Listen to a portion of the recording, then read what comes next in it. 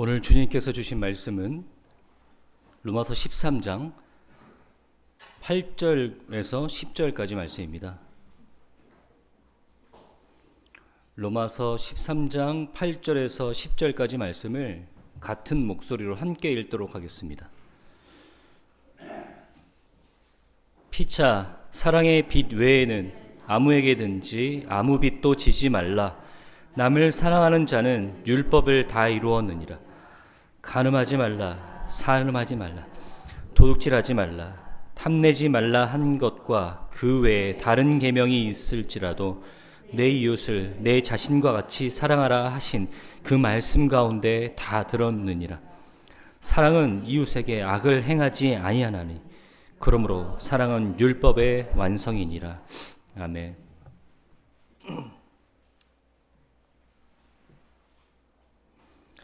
오늘 본문 말씀을 여러분들과 나누려고 준비하면서 많은 고민이 있었습니다. 제가 오늘 본문 말씀을 준비하면서 사실은 13장 1절부터 7절까지 말씀을 포함한 말씀을 나누려고 합니다. 우리가 이 말씀도 한번 읽어볼 텐데요. 이 말씀을 그대로 여러분들에게 가져와서 있는 그대로 우리가 적용하고 또 이해하기에는 좀 어려움이 있을 것 같아서 지금까지의 이런 로마서가 우리에게 보여주고 있는 이 말씀에 정리된, 그러니까 주제를 좀 한가운데 정리해서 우리에게 보여주고 있는 이 말씀 8절부터 10절 말씀을 본문으로 선정하고 큰 그림 안에서 이 말씀을 보려고 합니다. 오늘은 그 말씀의 정가운데를 통과하는 것보다는 좀 이 말씀을 이해할 수 있게 빙 둘러서 결론에 도달하려고 합니다. 우리가 그 말씀을 함께 나누기에 앞서서 오늘 병인구절에 해당되는 13장 1절부터 7절까지 말씀을 차근차근히 우리가 교독하도록 하겠습니다. 제가 한 절 읽고 여러분들이 한 절 읽고 마지막 절은 같이 읽도록 하겠습니다. 각 사람은 위에 있는 권세들에게 복종하라. 권세는 하나님으로부터 나지 않음이 없나니 모든 권세는 다 하나님께서 정하신 바라.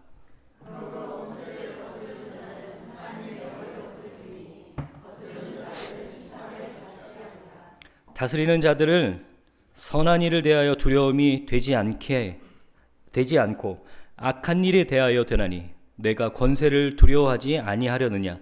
선을 행하라. 그리하면 그에게 칭찬을 받으리라.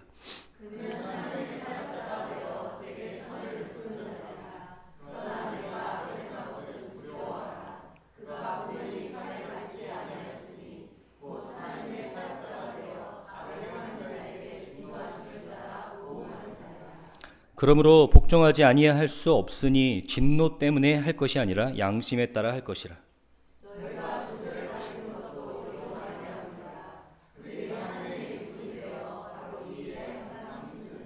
같이요. 모든 자들에게 줄 것을 주되 조세를 받은 자에게 조세를 바치고 관세를 받을 자에게 관세를 바치고 두려워할 자를 두려워하며 존경할 자를 존경하라. 아멘. 오늘 1절부터 7절까지 말씀을 함께 읽었습니다. 이 말씀이 어떤 사람에게는 굉장히 받아들이기 힘든 말씀일 수 있습니다. 받아들이기 힘든 거부감이 가득한 말들로, 단어들로 가득 차 있습니다. 권세 있는 자들에게 복종하라. 이는 다 하나님으로부터 나지 않음이 없다. 하나님께서 정하셨다. 그 권세를 하나님께서 주신 것이다. 거스르지 마라 라고 얘기했습니다. 제가 이 말씀을 원래는 순차적으로는 2주 전에 준비되어 있는 2주 전에 해야 되는 말씀입니다. 원로 목사님께서 설교하시고 또 이후 부활절 주일 2주가 건너뛰었으니까요. 그런 설교가 아니었다면 2주 전에 저는 이 설교를 했어야 됩니다. 제가 2주 전에 이 설교를 준비하려고 본문을 보면서 하나님께 절로 기도가 나옵니다. 하나님, 저에게 왜 이런 시련을 주십니까? 피할 수만 있다면 이 잔을 내게서 피하여 주시옵소서. 그런데 오늘 저는 분명히 이 말씀을 가지고 성경이 우리에게 무엇을 얘기하고 있는지를 여러분들에게 전달할 의무가 있고, 또 그것이 우리의 사회적 상황에서 어떤 의미를 가져다 주는지 우리가 제대로 꿰뚫어 볼 필요가 있습니다. 오늘 설교 제목 한번 띄워주실래요? 오늘 설교 제목 같이 한번 읽고 시작하겠습니다. 같이 읽겠습니다. 시작. 그릇이 바뀌어도 내용이 바뀌진 않습니다. 설교와 영성이 늘어야 되는데 설교 제목 짓는 실력만 늘고 있는 것 같습니다. 그릇이 바뀌어도 내용이 바뀌진 않습니다. 이 운운적 표현이 어떤 의미를 담고 있는지 여러분 한번 보시길 바랍니다. 우선 우리가 이 로마서 13장 이 말씀이 어떤 배경에서 나왔는지를 좀 이해해 볼 필요가 있습니다. 로마서 12장부터 이 로마서는 우리에게 뭘 얘기하고 있냐면, 복음을 너희가 들었고 받아들여서 알고 있으니 너희가 복음으로 말미암아 살아야 나눠야 된다라는 것을, 그러므로 형제들아 하나님의 모든 자비하심으로 너희에게 권한다라는 말로 시작하고 있습니다. 그러니까 여러분, 복음으로 말미암아 살아내는 그 이론의 실제를 12장부터 우리에게 보여주고 있습니다. 그러면서 교회 안에서 우리가 어떻게 행해야 되는지, 교회 밖에서 어떻게 해야 되는지, 특히 교회 밖에서 우리에게 원수진 자들, 우리의 형제들에게 우리가 어떻게 하나님의 사랑을 보여줘야 되는지에 대해서 이야기했습니다. 원수를 갚지 마라. 그 원수를 갚지 말라라는 말을 더 확장시켜서 오늘은 세상의 권세 잡은 자들, 정부를 이루고 있는 사람들에 대한 태도도 우리에게 이야기하고 있습니다. 이렇게 이야기하는 배경은 이렇습니다. 로마 교회가 갖고 있는 상황을 이해할 필요가 있습니다. 글라디우스 황제가 로마 시내 안에서 유대인들과의 다툼이 벌어지자 모든 유대인들을 다 추방시킵니다. 모든 유대인들을 다 추방시켜요. 왜 그러냐면 로마 정부 입장에서는요, 예수를 믿는 유대인이나 그렇지 않은 유대인이나 거기서 거기입니다. 거기서 거기에요. 그냥 다 유대인이에요. 그래서 모든 유대인들을 다 추방시킵니다. 그리고 나서 유대인들이 세운 로마 교회가 유대인들이 전도한 이방인들만 남게 되었어요. 그래서 원래는 이 예배의 모든 순서들을 유대인들이 모든 주체가 돼서 다 인도하고 있었는데, 유대인들이 하루아침에 로마에서 다 추방되자 모든 예배를 이방인들이 떠맡게 되었습니다. 그리고 나서 5년 후에 글라디우스 황제가 죽었습니다.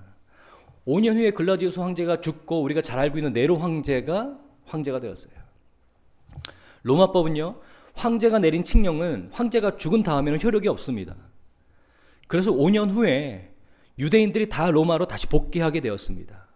자기가 세운 교회로 다시 들어왔겠죠. 근데 상황이 바뀌었습니다. 이방인들이 교회의 주축을 맡고 있는 거예요.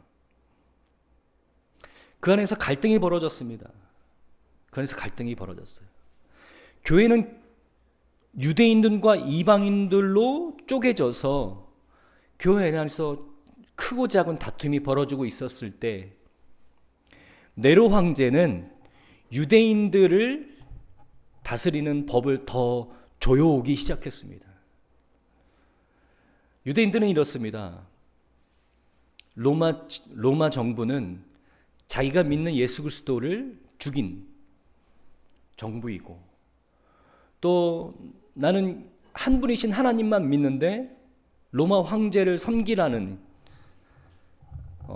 그런 로마법을 우리에게 강요하고 있었고, 뿐만 아니라 로마에게 어마어마한 세금을 바쳐야 되는 그런 입장에 있었습니다.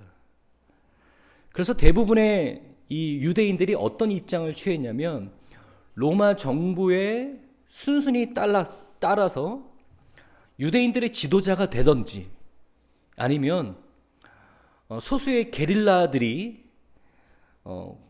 아주 폭력적인 방법으로 로마 정부를 맞서는 이런 사람들도 있었고, 또 어떤 유대인들은 성전세는 잘 내지만 로마에 대한 세금을 바치는 것, 조세하는 것은 결코 지키지 않는 그런 유대인들도 있었습니다. 내가 절대로 로마 정부에는 세금을 내지 않겠다. 그래서 이 유대인들은 로마 정부의 골칫거리였습니다. 그러다 보니 이 로마 정부가 이 교회와 유대인들을 핍박하기 시작했어요. 특히 이 네로 황제에게 가장 거슬리는 문제는 이들이 세금을 내지 않는 거였어요.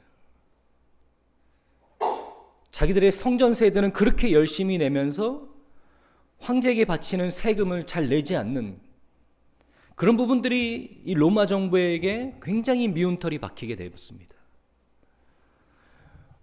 교회를 향한 로마 정부의 박해는 이제 시작되었습니다. 바울이 보기에 교회가 감당해야 될 사명, 하나님께서 교회에게 주신 그 사명을 감당해내기에 그들이 맡고 있는 상황이 너무나 어려운 거예요. 유대인들과 이방인들의 다툼, 또 밖으로는 로마 정부의 박해. 사실 우리가 정말로 싸워야 되고 지켜야 될 것이 무엇인데, 우리가 이런 것들로 인해서 교회가 시끄러워지고 그 사명을 감당할 능력을 잃어버리는 것이 너무나 안타까웠습니다. 그래서 바울은 이렇게 얘기합니다. 권세 있는 자들에게 복종하라. 정부를 맡고 있는 자들에게 그들이 하라는 대로 따라해라. 세금을 잘 바쳐라. 하나님께서 그에게 권세를 주셨다. 그들은 하나님의 사역자다라고 얘기합니다. 이런 말들이 지금에 와서는 우리가 이해하기 힘듭니다. 그 하나님을 믿지 않는 사람들을 하나님께서 세우셨다고? 하나님을 모르고 미쳐 날뛰는 사람들을 하나님께서 세우셨다고? 그들은 하나님을 섬기는 사람이라는 얘기가 아닙니다. 그 모든 권력과 다스림, 하나님의 주권하심 아래 놓여있지 않은 것이 하나도 없다라는 뜻입니다. 그들에게 신적 권위가 주어졌다라는 것이 아닙니다. 그들에게 인간의 세상을 통치할 수 있는 일부의 권력을 하나님께서 허락하셨다. 이것을 이해하기에 앞서 우리가 이것을 이해하려면 성경 전체의 이야기들, 하나님께서 인간의 역사에 개입하시는 이야기들을 이해하실 필요가 있습니다. 요셉의 이야기부터 시작해 보겠습니다. 요셉은요, 이삭의 아들로 태어났습니다. 그에게는 13명의 아들이 있었는데요. 딸까지 계산하면 한 40명가량 되는 그런 자녀들이 있었습니다. 왜냐하면 4명의 첩으로 인해서 자녀를 얻었기 때문이죠. 근데 요셉은 편애를 얻었어요. 편애를 받았습니다. 아버지로부터 편애를 받다 보니 나머지 이 자녀들에게 미움을 받았습니다. 죽을 위기에 처해지자 르우벤의 도움으로 인해서 목숨을 부지하고 애굽 나라의 노예로 팔려가게 됩니다. 노예로 팔려가게 됐을 때 생판 모르는 사람들에서 종으로 지내게 됩니다. 근데 그 종의 살이도 얼마 되지 않아 무고로 인해서 감옥에 들어가게 됩니다. 여러분, 요셉이 어떤 무고로 인해서 감옥에 들어간지 아시겠지만 멀쩡한 몸으로 감옥에 들어가지는 않았을 거예요. 아마 반죽음 상태에서 감옥에 갇혔을 겁니다. 근데 그 감옥에서 하나님의 인도하심으로 인해서 애굽의 총리 대신까지 가는 자리로 격상하게 됩니다. 때마침 유대 나라의 가뭄이 들었어요. 애굽은 풍요로웠습니다. 그렇기 때문에 유대 나라의 사람들이 애굽에 와서 식량을 꿔가는 그런 일들이 벌어졌습니다. 자기가 총리 대신이 되어서 모든 것들을 집행하고 있었을 때 자기를 버렸던, 자기를 사지로 내몰았던 그 형제들이 자기 앞에 머리를 조아리고 식량을 구하러 왔습니다. 복수할 수 있는 절호의 찬스였지만 요셉은 그렇게 하지 않았습니다. 복수하지 않았습니다. 하나님의 인자하심에 힘입어서 그들을 가족으로 다시 품어주고 그 애굽의 도움으로 힘입어 요셉의 도움에 힘입어 이스라엘은 애굽에서 크게 번창하게 됩니다. 이스라엘 백성들이 수가 많아졌습니다. 그런 것들을 견제하여 바로 왕이 모든 히브리인이 낳는 아들들을 다 죽이라라고 얘기합니다. 그때 모세가 강물에 떠내려가 하필이면 바로의 공주의 손에 발견되고 바로의 공주의 손에서 유년 시절을 보내게 됩니다. 자기의 삶이 어떤지는 모르지만 나중에 크고 나서 자기의 정체성에 대한 혼란을 겪게 됩니다. 여러 가지 사건들 때문에 애굽을 떠나 미디안 강야에서 40년 동안 방황합니다. 40년을 미디안 동안 방황했을 때 하나님께서 그를 부르십니다. 나랑 함께 가자. 내가 내 백성들의 신음을 들었다. 모세가 반응하죠. 하나님, 너무 늦었습니다. 하나님, 저는 아무것도 할 수 없습니다. 그런 모세를 끌고 10가지 재앙을 보여주시면서 애굽에서 하나님의 백성들을 꺼내십니다. 광야를 돌며 하나님께서 이스라엘 백성들께서 하나님이 어떤 분이신지를 알게 하시고 가나안 땅에 정착해서 하나님의 국가, 하나님의 나라를 이루십니다. 그런데 얼마 되지 않아 바벨론부터 이스라엘을 멸망하고 겨우 성전까지 무너진 상태에서 겨우 몇몇 남지 않은 이스라엘 백성들이 다시 귀환하게 됩니다. 귀환하고 나서 성벽을 재건하고 이제 거의 예전의 삶으로 회복하고 있었을 때 400년 동안이나 이스라엘은 지도자가 없었어요. 그래서 여러 국가 또는 어떤 장군의 휘하에 있는 영주들에게 휘둘리면서 식민지 생활을 하게 됩니다. 겨우 독립운동을 통해서 나라를 되찾은 후에 바로 로마가 이스라엘을 점령하게 됩니다.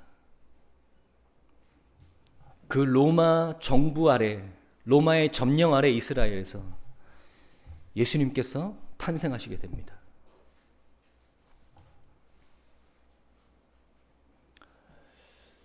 성경의 역사는요, 굉장히 어려운 상황 속에서도 하나님께서 하나님의 일하심을 놓지 않고 인간의 역사 가운데서 계속해서 하나님의 일을 이루시고 계셨다라는 것을 우리에게 보여주고 있습니다. 여러분, 지금 2025년 한국입니다. 한국은 어떻습니까? 우스갯소리가 있죠, 유명한. 세계 각지에서 대표가 모여서 큰 배를 탔습니다. 근데 그 배가 풍랑을 만났어요. 세계 각지에서 대표가 다 그 배를 탔으니까 배가 얼마나 무거웠겠습니까? 풍랑을 만나서 방법은 뭐였냐면 인원을 줄이는 것밖에 방법이 없었습니다. 다른 사람을 다 살리려면 인원을 줄여야 돼요. 그래서 모여서 회의를 했습니다. 우리가 한 명씩 희생해서 바다에 뛰어내리자. 다른 사람들을 살리자. 정의로운 영국 사람들이 대영제국 만세를 외치면서 배에서 뛰어내렸습니다. 그러면서 줄 이어서 막 각 나라의 대표들이 자기 나라 만세, 우리나라 만세를 외치면서 배에서 뛰어내렸어요. 한국 사람 차례가 됐습니다. 대한민국 만세 그러면서 옆에 있는 일본 사람을 밀어버립니다. 이 한국에서는요, 이 반일 정서, 반공 정서, 이것이 한국 사회에서의 사람의 사실 중심 정서 아닙니까? 한국 사회는 참 많은 일들을 겪으면서 여기까지 왔습니다. 때로는 민주화 운동 때문에 많은 사람들이 고통을 받기도 했고, 또는 그 전쟁의 잔재 때문에 또 여러 세월 동안 우리는 그 후유증을 겪어야만 했습니다. 그리고 이 일본 치하에 있었던 이 반일 정서는 지금까지 우리의 후대에게 물려지고 있는 대표 정서 중에 하나입니다.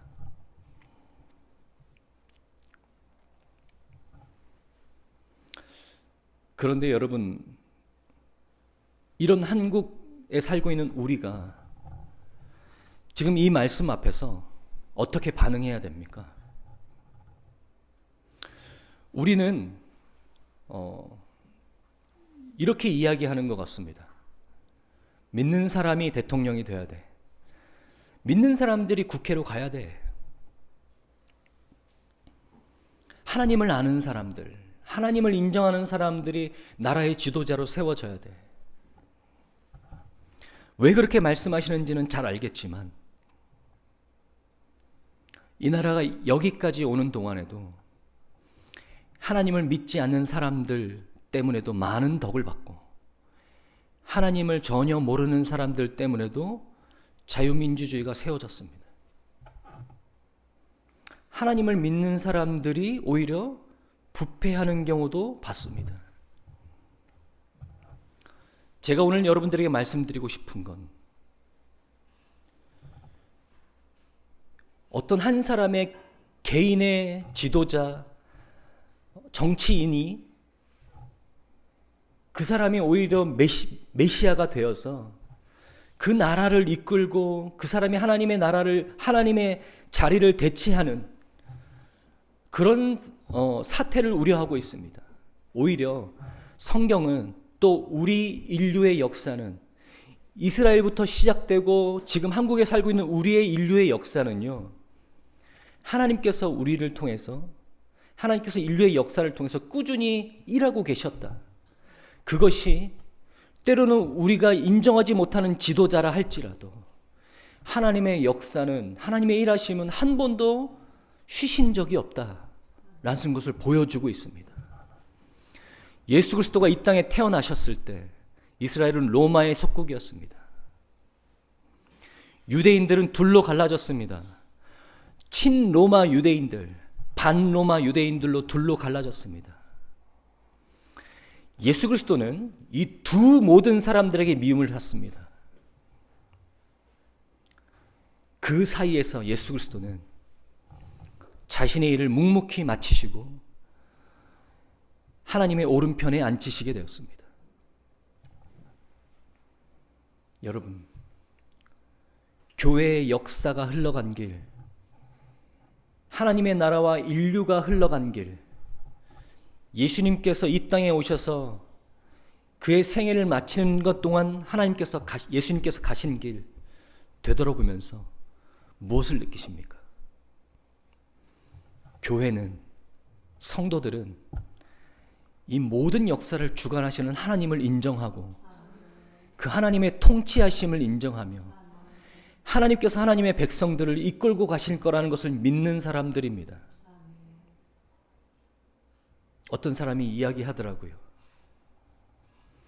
누군가 집권하면 이 땅의 교회가 1만 개 사라질 것이다. 그렇게 생각하지 마십시오.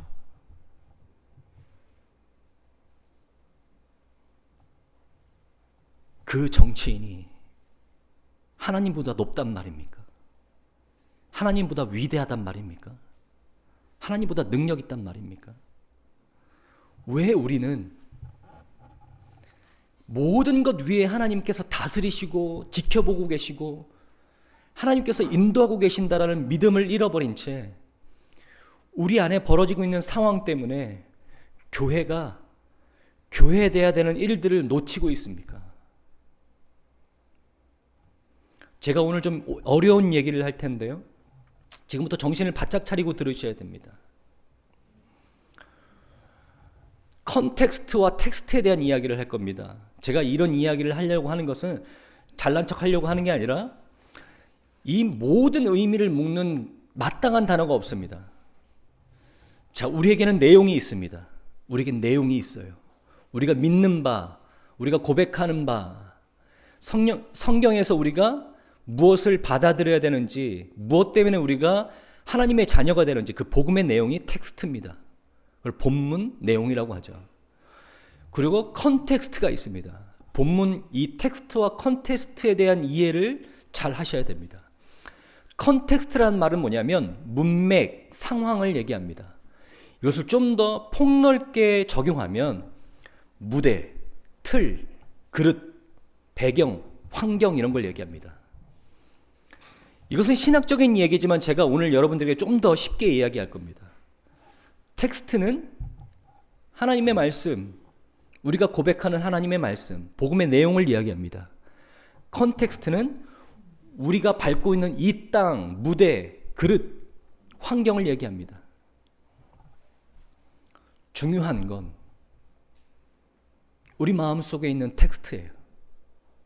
우리 마음속엔 우리가 고백하는 내용입니다.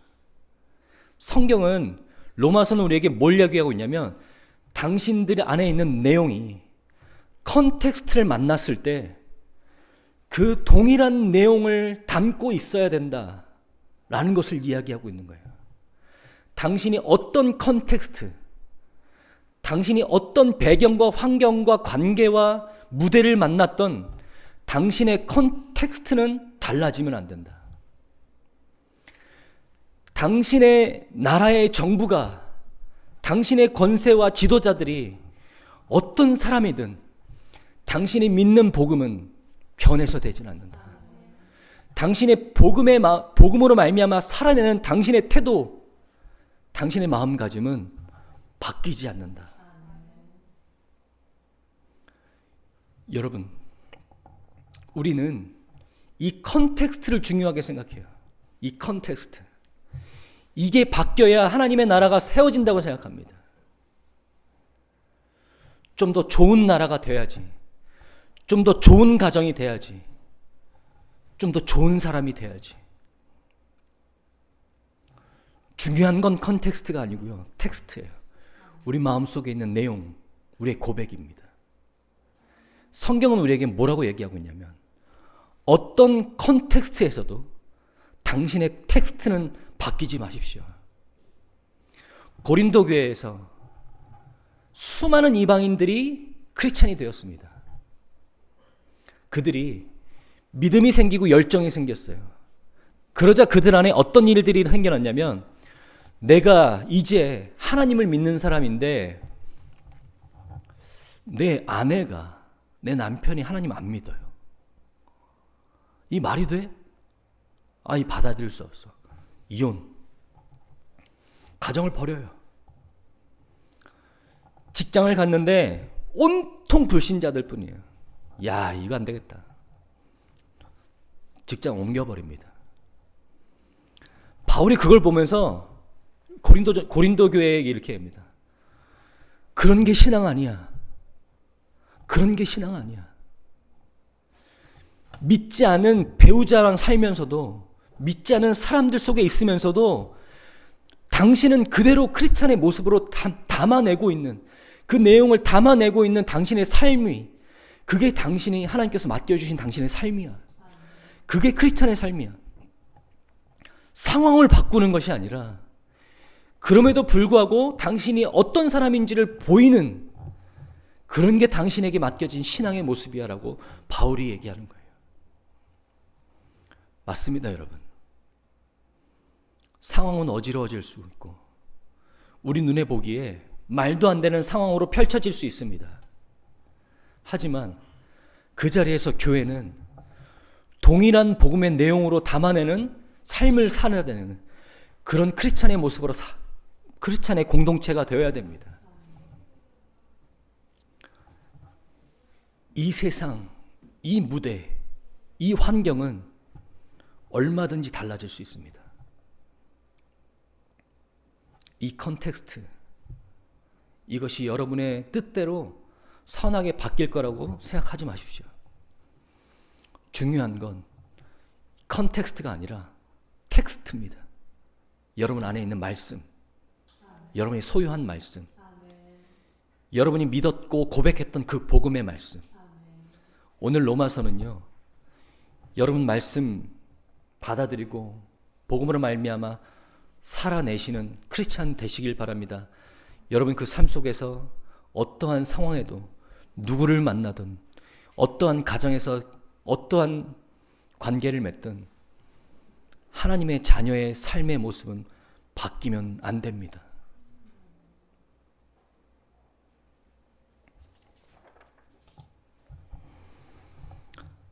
그러면서 말씀이 이렇게 중간 정리하죠. 피차 사랑의 빛 외에는 아무에게도 아무 빛도 지지 말라. 남을 사랑하는 자는 율법을 다 이루었느니라. 간음하지 말라, 살인하지 말라, 도둑질하지 말라, 탐내지 말라 한 것과 그 외에 다른 계명이 있을지라도 내 이웃을 내 자신과 같이 사랑하라 하신 그 말씀 가운데 다 들었느니라. 사랑은 이웃에게 악을 행하지 아니하나니 그러므로 사랑은 율법의 완성이니라. 네. 어떤 내용을 담아내시겠습니까? 어떤 내용을 담아내시겠습니까? 우리가 담아낼 내용은, 변함없이 우리가 담아낼 내용은 사랑 외에는 아무것도 빚지지 않는 것. 율법의 완성인 사랑을 드러내면서 사는 것. 그것뿐입니다. 다투며 투쟁하고 갈등을 일으키고 나 혼자 무언가 다른 사람인 척하는 크리스찬의 모습이 아니라 다른 사람들과 함께 울 줄 알고 마음을 같이 할 줄 알며 그 사람들 속에는 없는 하나님의 사랑을 드러낼 수 있는 사람들, 그것이 내가 맡고 있는 특정한 상황이다 할지라도, 특정한 가정 환경, 특정한 직장 환경, 특정한 정치적인 환경이다 할지라도 우리가 담아내야 되는 내용은 변하지 않습니다.